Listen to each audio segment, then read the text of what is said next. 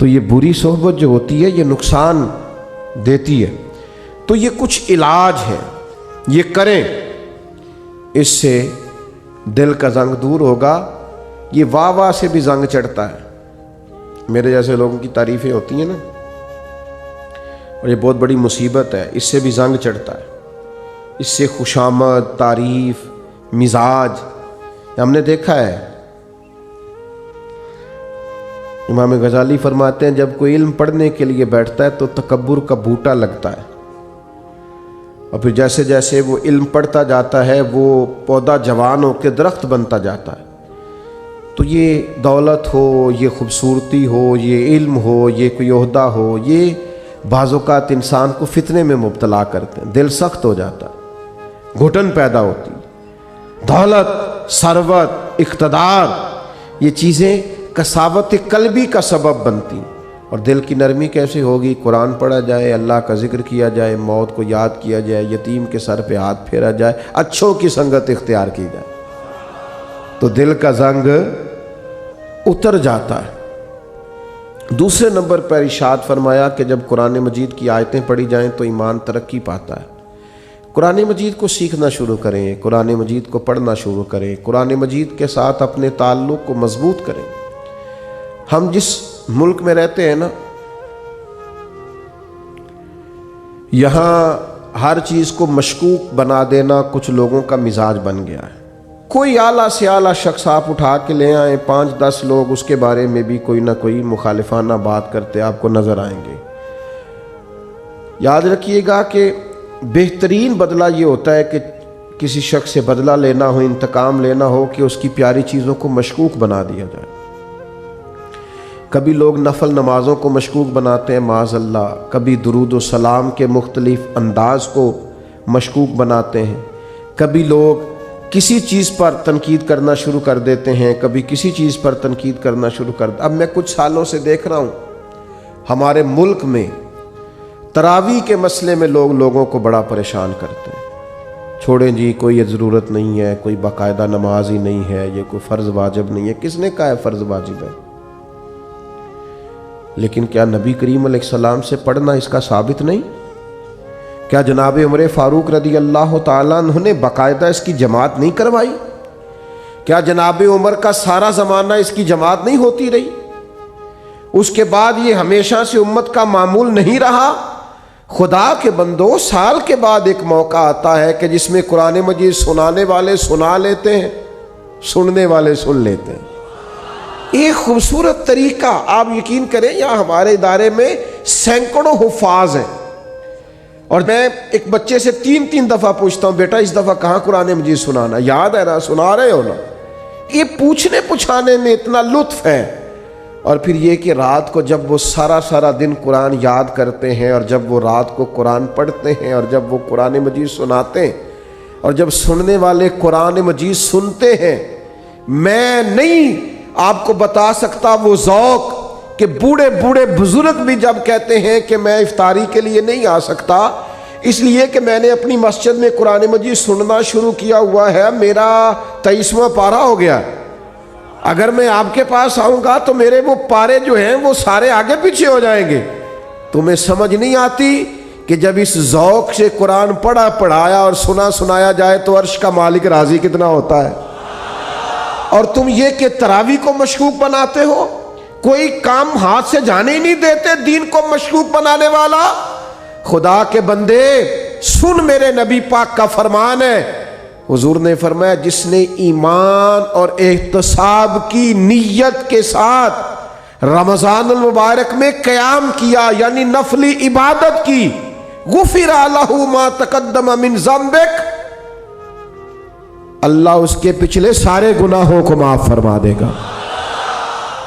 تو آپ اس کو سمجھتے نہیں. پھر حضور نے فرمایا قرآن اور رمضان یہ دونوں بندے کی سفارش کریں گے اللہ کی بارگاہ میں. قرآن مجید کہے گا مالک میں نے رات اسے بیدار رکھا تھا، یہ قیام کرتا تھا، پڑھتا تھا. اور روزہ کہے گا مالک میں نے اسے دن میں کھانے پینے سے روکا رکھا تھا. یہ دونوں مل کے شفاعت کریں گے اور اللہ تعالیٰ یہ عمل کرنے والے کی بخشش فرما دے گا.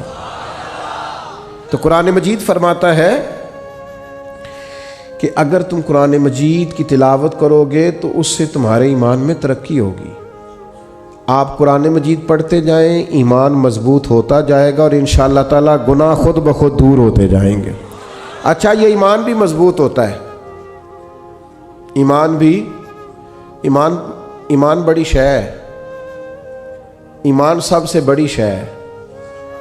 ایمان مضبوط ہو نا، لو سنو حدیث، اور یہ یاد رکھنا، اور یہ ایک دو کو سنا دینا سویرے۔ نبی کریم نے حضرت حارثہ سے پوچھا تھا، کیف اصبحت یا حارثہ، حارثہ آج صبح کیسی کی ہے؟ عرض کی حضور اس حال میں کی ہے کہ میں پکا مومن ہوں۔ تو نبی کریم نے فرمایا تیرے ایمان کی دلیل؟ عرض کی حضور میرے ایمان کی دلیل یہ ہے کہ میں زمین پہ کھڑے ہو کے آسمان کی طرف دیکھوں تو اللہ کے عرش کو بھی دیکھ لیتا ہوں۔ فرمایا میں بتا سکتا ہوں جنتی جنت میں داخل ہو رہے ہیں اور جہنمی جہنم میں جا رہے ہیں، کہو تو راز حیات کہہ دوں؟ کوئی نہیں سمجھ آئی تو اللہ کرے نہ آئے تو سمجھ۔ وہ کہنے لگے کہو تو راز حیات کہہ دوں، حقیقت کائنات کہہ دوں، وہ بات کہہ دوں جو پتھروں کے دلوں کو بھی پاش پاش کر دے۔ لیکن وہاں سے زبان حال سے ارد گرد سے یہ آواز آ رہی تھی، نہیں رہنے دے، یہی بہتر ہے کہ پردوں میں وہ پردہ پوش رہے، وہ اگر پردے اٹھا دے تو کسے ہوش رہے۔ فرمایا میں مومن ہوں تو ایمان کی علامت یہ ہے کہ زمین پہ کھڑے ہو کے دیکھوں تو اللہ کا عرش بھی دکھائی دیتا ہے۔ یہ حضور کے سامنے بیان کیا صحابی نے۔ آپ کیا سمجھتے ہیں ایمان معمولی چیز کا نام ہے؟ تو میرے عزیز، ایمان کی مضبوطی حاصل ہوتی ہے قرآن مجید پڑھنے سے۔ پھر ارشاد فرمایا وَعَلَىٰ رَبِّهِمْ يَتَوَكَّلُونَ، وہ اپنے رب پر بھروسہ کرتے ہیں۔ دنیا داروں پر بھروسہ کرنا چھوڑ دیں، مالداروں پر بھروسہ کرنا چھوڑ دیں، امیر رشتہ داروں پر بھروسہ کرنا چھوڑ دیں۔ وہ جن دوستوں نے آپ سے کہا نا کوئی کام ہو جاتے دسیا جی، کوئی حکم ہو جاتے، ان پہ بھروسہ کرنا چھوڑ دیں آپ۔ تسی پھر دسیا جے تے پھر وہ تانوں دسن گے۔ کوئی کام ہو جاتے، کوئی حکم ہو جاتے، پھر تسا حکم دسنا ہے تے انہاں کہنا تو کل دسنا سی، سویرے ہی منڈا ٹوریا میں۔ تو میرے عزیز بھروسہ اللہ پہ، بھروسہ اللہ پہ، خوب اپنا اعتماد پکا کر لیں۔ ایک روایت میں نے جمعے میں سنائی تھی، میرا دل کرتا ہے آج پھر سناؤں گا آپ کو۔ فرمایا دو لوگوں کو نا قیامت والے دن حکم ہوگا کہ دونوں، ان کے اعمال معاذ اللہ ایسے تھے کہ ان کے لیے حکم ہے دونوں دوزخ میں چلے جاؤ۔ ایک نے دوڑ لگا دی، بھاگتا ہوا جا رہا ہے جہنم کی طرف، دوسرا 2 قدم اٹھاتا ہے پھر پلٹ کے پیچھے دیکھتا ہے، پھر 2 قدم اٹھاتا ہے پھر پلٹ کے پیچھے دیکھتا ہے، دونوں کو واپس بلا لیا، دوزخ کا دروازہ آ گیا، بلا لیا۔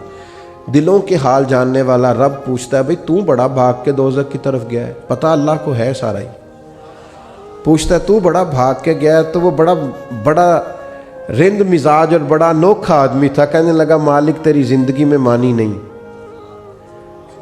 تو آج تو نے حکم دیا دوزخ میں جاؤ، تو میں نے کہا چلو ایک ہی مان لو، رب کی طرح دوڑ کے جاتا ہوں، چلو مانو، حکم تو رب کا ہے نا، چلو جو بھی ہے اللہ نے حکم دیا ہے نا، تو جس بات کا بھی دوڑ گیا۔ تو کریم نے دوسرے سے کہا تو بڑے دھیمے دھیمے قدم اٹھاتا ہے، پلٹ کے دیکھتا ہے، تو وہ رو پڑا، کہنے لگا مالک میرا تیری رحمت پہ بھروسہ بڑا مضبوط تھا، مجھے پتا تھا بے شک فیصلہ ہو گیا ہے، پر تو نے معاف کاری دینا ہے، تو نے کرم کاری دینا ہے۔ کریم جب غالب آتا ہے تو کرم کاری دیتا ہے، تو نے معاف کر دینا۔ مجھے امید تھی، حکم بھی ہو گیا، فیصلہ بھی ہو گیا، میں دوزخ کی طرف جانے بھی لگا، پر بار بار اندر سے آواز آتی تھی پریشان نہ ہو، آواز آئے گی، پریشان نہ ہو وہ بلائے گا، پریشان نہ ہو رحمت ہو جائے گی۔ مالک دوزخ کا دروازہ آ گیا، پر میرا تیری ذات پر بھروسہ نہیں ٹوٹا، اور جب تیری آواز آئی نہ کہ واپس آؤ، تو میرے گویا اندر ہی اندر نعرے لگنے لگے کہ آ گئی ہے نا آواز، ہو گیا نا کرم۔ تو اللہ نے فرشتوں سے فرمایا دونوں کو ہی جنت میں داخل کر دو۔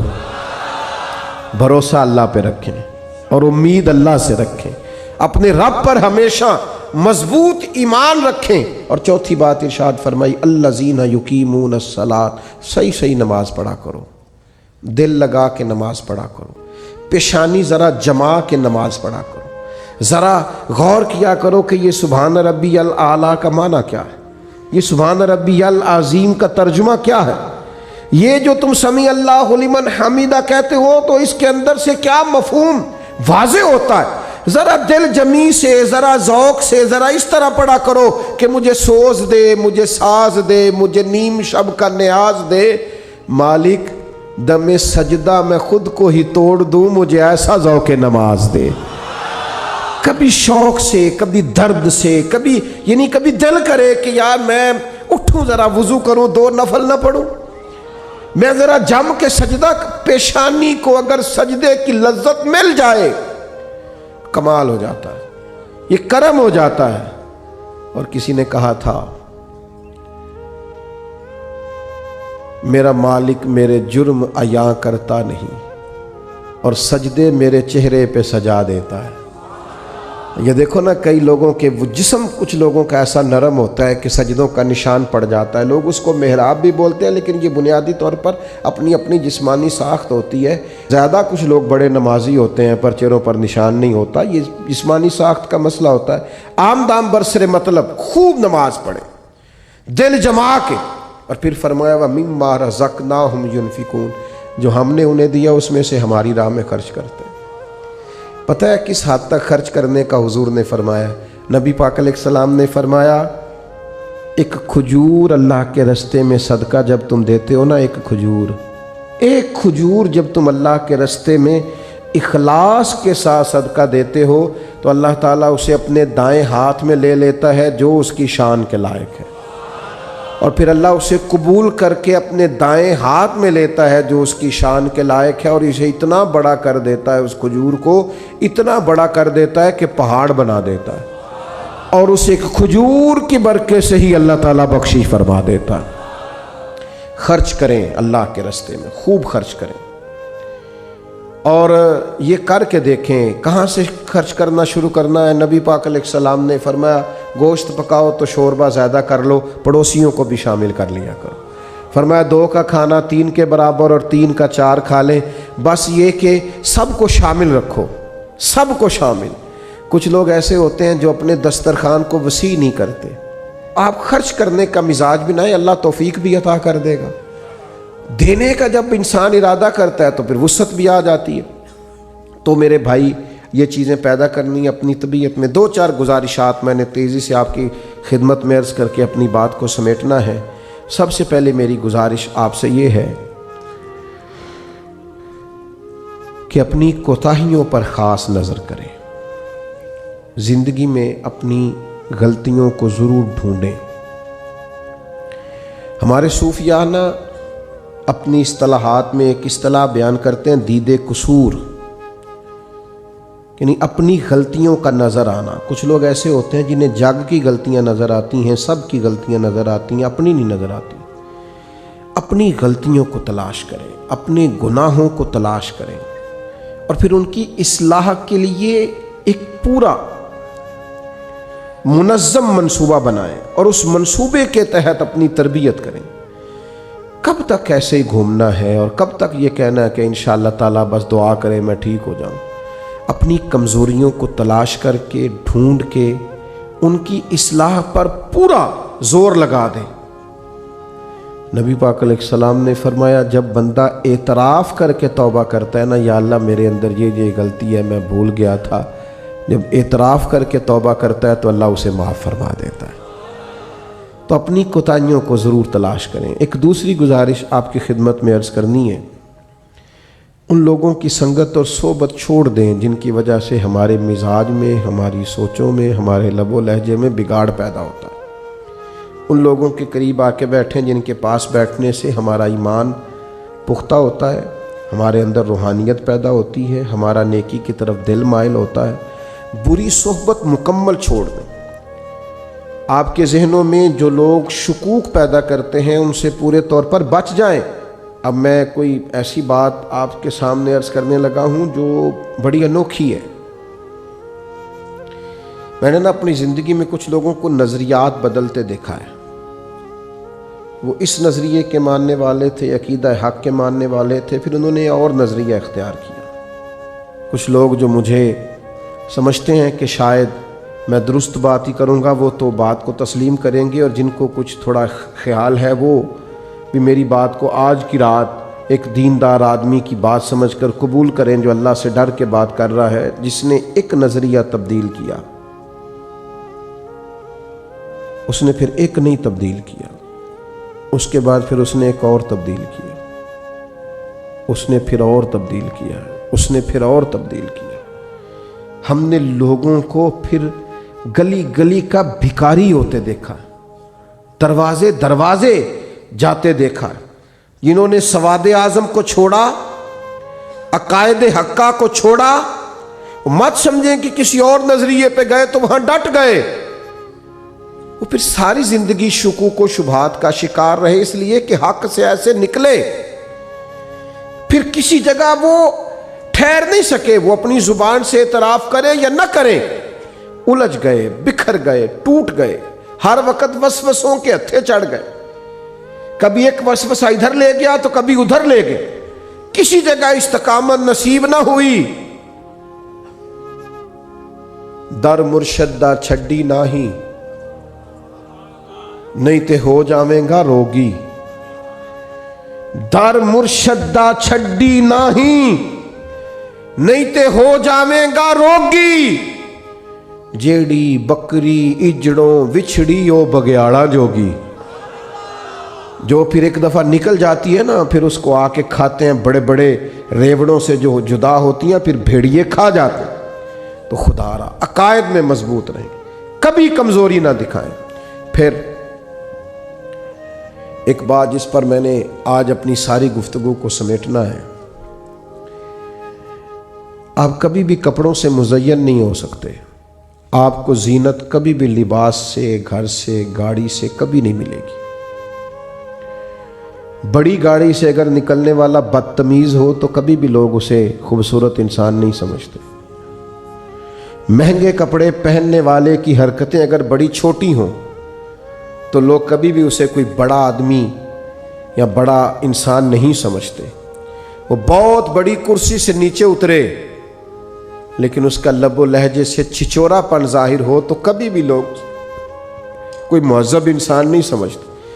ہم نے سمجھ لیا ہے کہ کپڑوں سے، اور یہ کہ گاڑی سے، اور یہ کہ گھر سے، اور یہ کہ میرے ہاتھ میں پکڑے ہوئے موبائل سے، اور یہ کہ میں ٹیلی فون پہ جو باتیں کروں اور میں 10-20 لوگوں کو بتاؤں کہ جی اللہ کا شکر ہے جی بڑے پیسے ہیں جی، فلاں بھی خرید لیا، اب یہ بھی خریدنا ہے، اب ادھر بھی جانا ہے، اس سے کبھی آپ کا وقار نہیں بڑھے گا۔ آپ کا اعلیٰ اخلاق، آپ کا تقوی، آپ کی عبادت، آپ کا اللہ سے ڈرنا، آپ کا حسن سلوک، نیک اعمال آپ کو زینت دیں گے۔ انسان ہمیشہ عاجزی سے خوبصورت ہوتا ہے، وفادار لوگ خوبصورت ہوتے ہیں، جو لوگ خیرخواہ ہوتے ہیں، دوسروں کا بھلا کرتے ہیں، وہ خوبصورت لوگ ہوتے ہیں۔ خوبصورت بنیے۔ نوجوانوں سنو، بتایا ہوگا تمہیں لوگوں نے کہ پیسہ ہی سارا کچھ ہے، پیسہ بڑا کچھ ہے پر سب کچھ نہیں ہے۔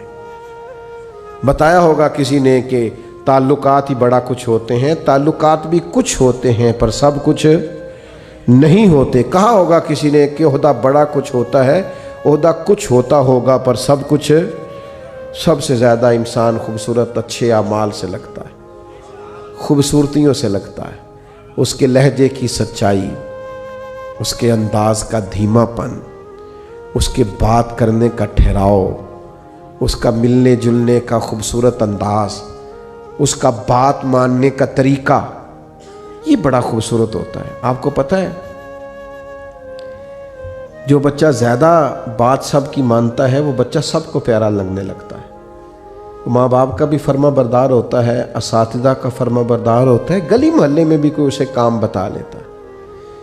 یہ خوبصورت بچہ اپنی فرما برداری کی وجہ سے خوبصورت ہوا ہے۔ اعمال حسنہ سے اپنے آپ کو زینت دیں، اپنی کوتاہیاں ایک ایک کر کے چھوڑنی شروع کریں، اپنی غلطیاں ایک ایک کر کے اپنے وجود سے نکالنی شروع کریں۔ نوجوانوں سے کہوں گا بے پناہ مشقت کریں، آگے بڑھنے کے لیے جد و جہد کا راستہ اختیار کریں، چور دروازہ کبھی اختیار نہ کریں۔ آپ کی خدمت میں بڑے درد سے یہ اپیل کروں گا، फ़कत अपने लिए जीना ना शुरू करें। मुसलमान शजरे सायादार की तरह होता है, उसके साए में बड़े सारे लोग अपने आप को ठंडक में और छाँव में महसूस करते हैं। जब भी मनसूबाबंदी करें उसमें बहुत सारे लोगों को शामिल करें, बहुत सारों के लिए इरादे करें, अच्छी नीयतें और अच्छे प्रोग्राम्स के साथ आगे बढ़ें। आप महसूस करेंगे कि आपका कद भी बड़ा हो रहा है और आपका सीना भी चौड़ा हो रहा है। और फिर एक आखिरी गुजारिश जिस पर मैंने अपनी बात को ख़त्म कर देना है, अल्लाह की मारिफत हासिल करें। अल्लाह की मारिफत क्या है?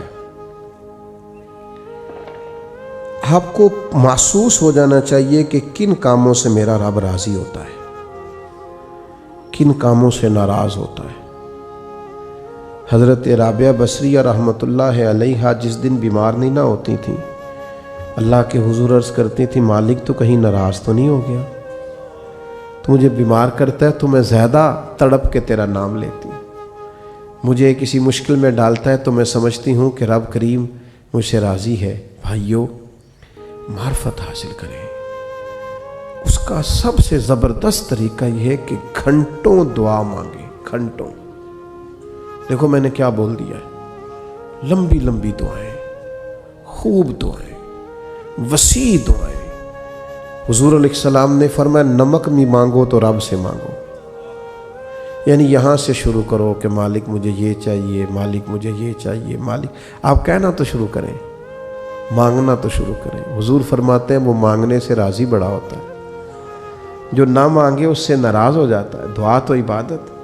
सारी बातें अपने अल्लाह से कह दें, सब छोटी छोटी छोटी छोटी चीज़ें हुजूर का वसीला पाक पेश करके मालिक से अर्ज़ करनी शुरू कर दें। कुछ दरख्वास्तें दे दें अल्लाह के हुजूर, आप यकीन करें वो ऐसे कबूल होंगी कि उनके नज़ारे नज़र आएंगे, इर्द गिर्द आपको महसूस होगा। तो मेरी ये आपसे अपील है कि खूब दुआएं और खूब आप ज़हन साजी इस हवाले से अपनी करें कि हमने अल्लाह के हुजूर हाज़री देनी है।